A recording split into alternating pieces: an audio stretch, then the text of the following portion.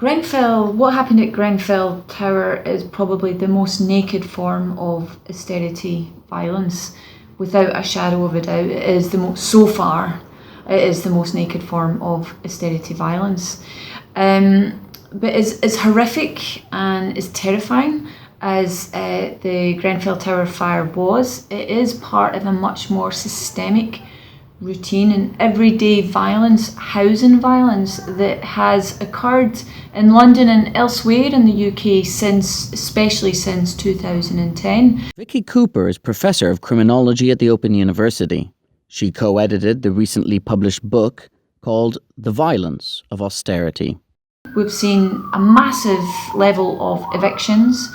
We've seen a massive level of displacement by eviction, where families and individuals are displaced, forced to move out of London because there's no other affordable housing for them to live in. On the 19th of June, the School of Law at Queen Mary of the University of London hosted a panel discussion entitled Grenfell Tower Fire, the Avoidable Tragedy. The deaths of people at Grenfell is social murder, or maybe it's state murder, state terrorism.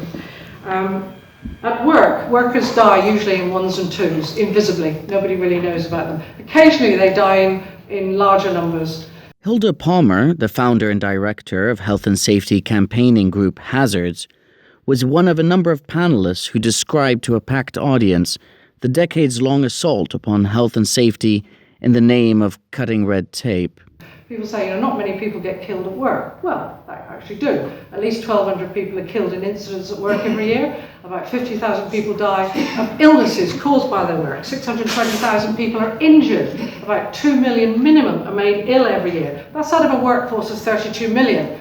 But just think about that.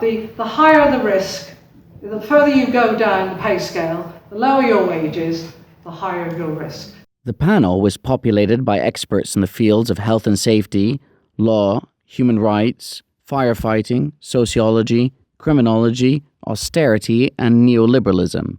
The tragedy at Grenfell Tower was placed in its wider economic, social, political, and historical context that included a presentation from the Secretary-General of the Fire Brigades Union. The fire service that I joined in 1983 was actually quite a remarkable structure.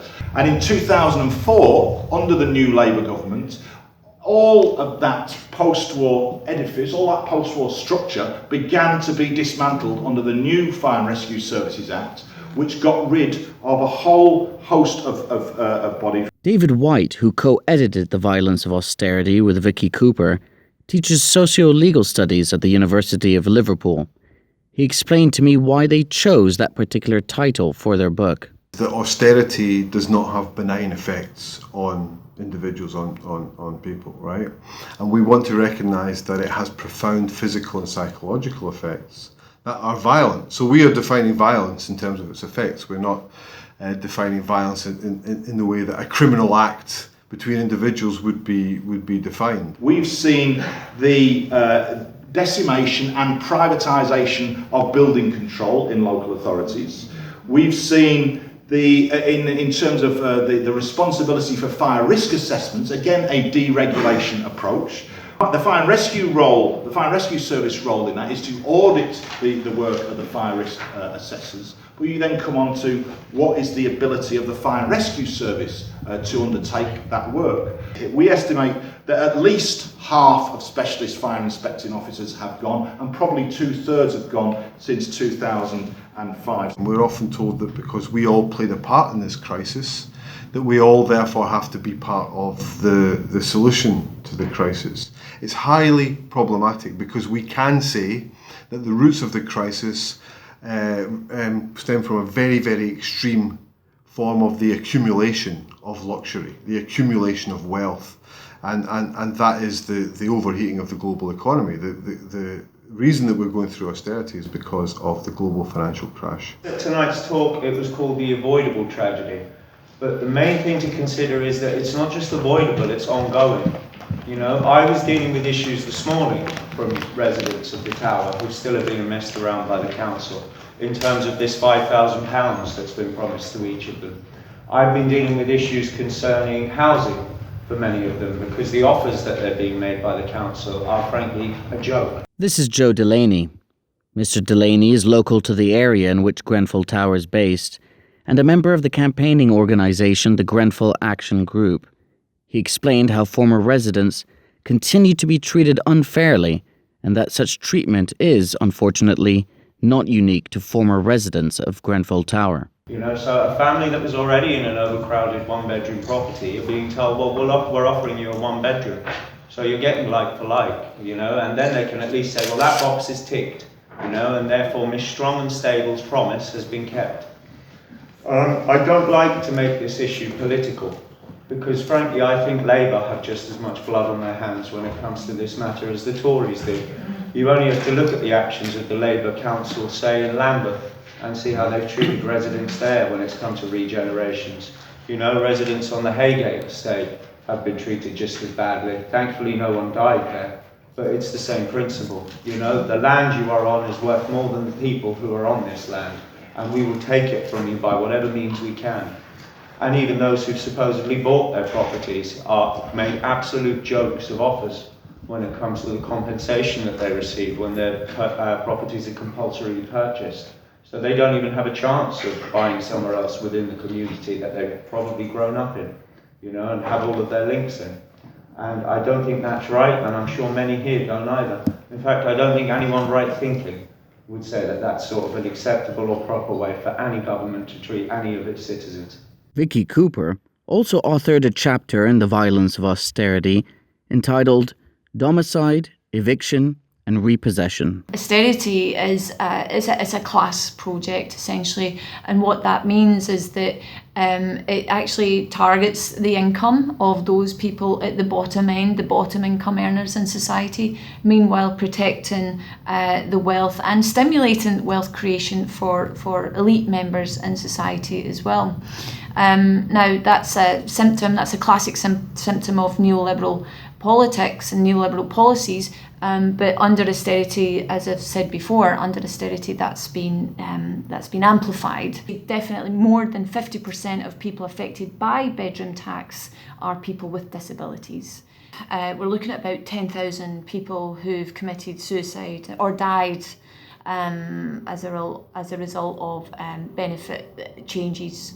We're seeing people who've died while undergoing the work capability assessments that mostly affects people with disabilities and the stresses that induces.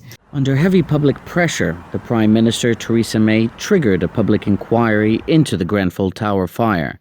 And when I heard the judge of the inquiry immediately within hours of being given that appointment, immediately purporting to rule out a broad inquiry, to put it mildly, my heart sank.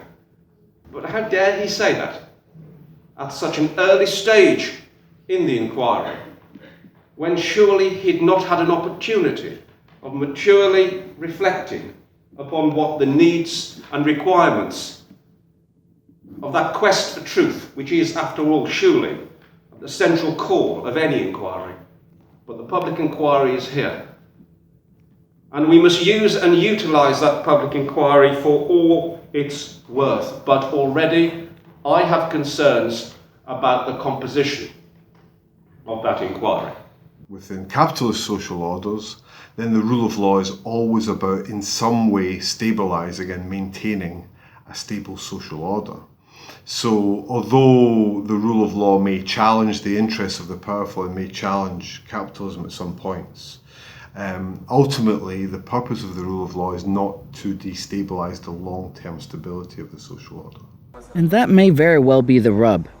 At the heart of the Grenfell Tower Fire is an economic system that by its very nature perpetually comes into conflict with, and at times runs roughshod over, fundamental human rights.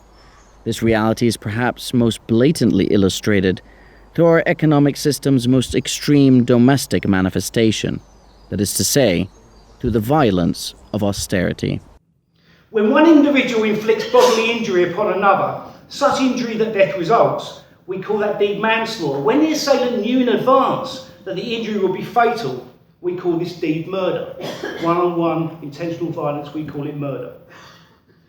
But when, he continues, when society places hundreds of proletarians in such a position that they inevitably meet a too early and an unnatural death, one which is quite as much a death by violence as that by the sword or the bullet, when it deprives thousands of the necessaries of life, places them under conditions in which they cannot live, forces them to remain in such conditions until that death ensues as the inevitable consequence, knows that these thousands of victims must perish, and yet permits these conditions to remain, its deed is murder just as surely as the deed of a single individual. What happened at Grenfell Tower, Engels knew then, we know now, is social murder. Thank you very much.